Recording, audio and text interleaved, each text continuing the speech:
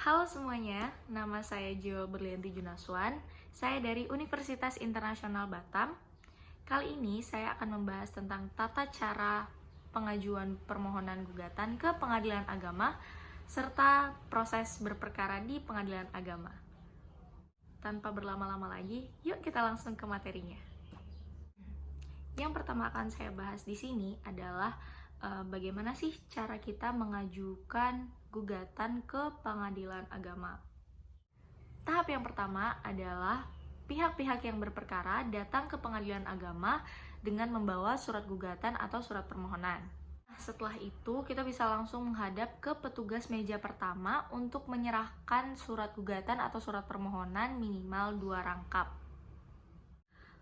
Lalu selanjutnya petugas meja pertama dapat menjelaskan ke kita hal-hal apa saja yang sekiranya perlu untuk yang berhubungan dengan perkara yang kita ajukan.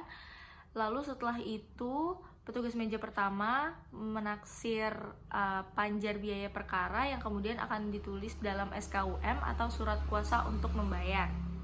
Selanjutnya, petugas meja pertama tadi akan mengembalikan surat gugatan atau surat permohonan kepada pihak yang berperkara disertai dengan SKUM tadi dalam 3 rangkap.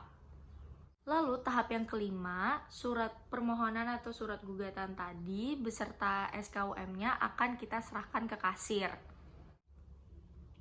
Selanjutnya, pihak yang berperkara bisa datang ke loket bank terdekat untuk mengisi slip setoran panjar biaya perkara yang data-datanya diisi sesuai dengan SKUM tadi. Lalu setelah slip setoran panjar biaya perkara divalidasi oleh bank, pihak berperkara bisa menyerahkan slip setoran tadi dan SKUM-nya kepada pemegang kas lagi atau kasir. Setelah itu, pemegang kas akan mengembalikan semuanya kepada pihak yang berperkara dan memberikan tanda lunas di SKUM-nya. Tahap selanjutnya, pihak yang berperkara bisa datang ke meja kedua untuk menyerahkan surat gugatan atau surat permohonan sebanyak jumlah tergugat ditambah 2 rangkap serta tindasan pertama SKUM. Setelah diserahkan, petugas meja kedua akan mencatat atau mendaftarkan surat permohonan atau surat gugatan kita tadi dan memberikan nomor register di surat permohonan atau gugatan kita tadi sesuai dengan nomor pendaftaran yang diberikan oleh pemegang kas. Lalu petugas meja kedua akan memberikan kembali kepada pihak yang berperkara sebanyak 1 rangkap surat gugatan atau surat permohonan tadi yang telah diberi nomor register. Nah, pendaftarannya sudah selesai. Jadi pihak yang berperkara tinggal menunggu panggilan dari jurusita untuk menghadap ke persidangan yang telah ditetapkan oleh susunan majelis hakim. Oke, selanjutnya kita akan membahas tentang tahapan-tahapan penanganan perkara di persidangan. Tahap yang pertama itu ada upaya perdamaian. Pada perkara perceraian, hakim wajib untuk mendamaikan kedua belah pihak yang berperkara. Selanjutnya, kalau misalnya kedua belah pihak hadir di persidangan, maka akan dilanjutkan dengan mediasi. Nah, kedua belah pihak bebas memilih hakim mediator yang tersedia di pengadilan agama tanpa dipungut biaya. Apabila terjadi perdamaian, maka perkaranya akan dicabut oleh pemohon atau penggugat dan perkaranya selesai. Nah, kurang lebih sama seperti perkara perdata pada umumnya, hakim itu wajib untuk mendamaikan kedua belah pihak. Jadi, hakim akan melakukan upaya perdamaian terlebih dahulu. Kalau misalnya memang tidak bisa, akan dilanjutkan dengan mediasi. Nah, dalam mediasi ini, para pihak bisa memilih mediator yang ada di pengadilan agama, namun mereka juga bisa memilih mediator dari luar yang sudah memiliki sertifikat, namun biayanya akan ditanggung oleh para pihak. Karena kalau misalnya mereka memilih mediator dari pengadilan itu tidak dipungut biaya. Apabila terjadi perdamaian, maka akan diterbitkanlah akta perdamaian. Akta perdamaian ini memiliki kekuatan hukum yang tetap sama seperti putusan hakim dan dapat dieksekusi, namun tidak dapat dibanding, kasasi, ataupun peninjauan kembali. Apabila tidak terjadi perdamaian pada proses mediasi, maka proses pemeriksaan akan dilanjutkan. Tahap yang pertama yaitu pembacaan surat gugatan dari penggugat.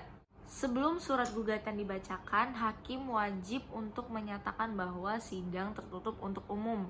Nah, surat gugatan penggugat itu dapat dibacakan oleh penggugat sendiri ataupun dapat dibacakan oleh salah satu majelis hakim.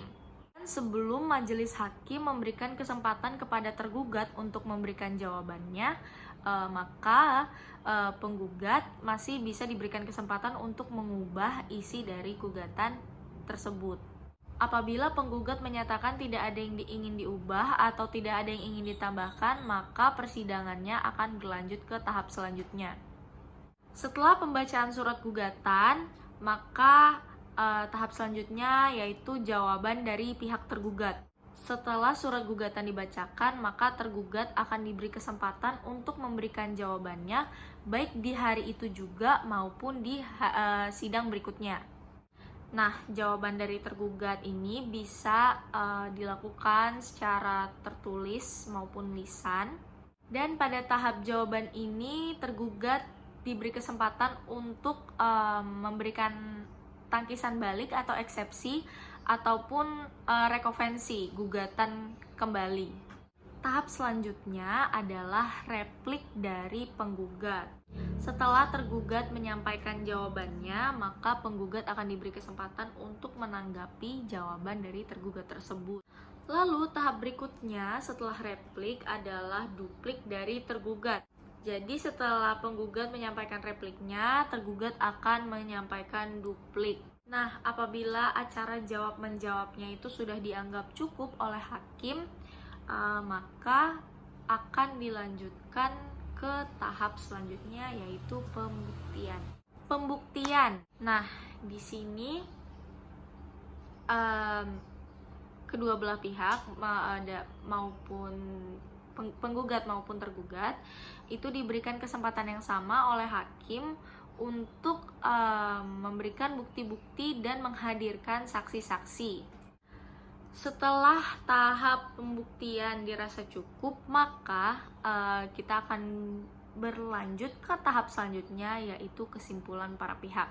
Nah, di tahap ini baik dari pihak penggugat maupun pihak tergugat itu diberikan kesempatan yang sama oleh hakim untuk mengajukan pendapat terakhirnya atau kesimpulan akhirnya tentang perkara ini. Dan kesimpulan ini dapat dilakukan secara tertulis maupun secara lisan. Tahap selanjutnya yaitu musyawarah majelis hakim. Nah, setelah para pihak memberikan kesimpulan mereka, maka hakim akan mengadakan rapat permusyawaratan majelis hakim dan rapat ini sifatnya rahasia. Di rapat ini para hakim akan memberikan pendapat mereka baik lisan maupun tertulis.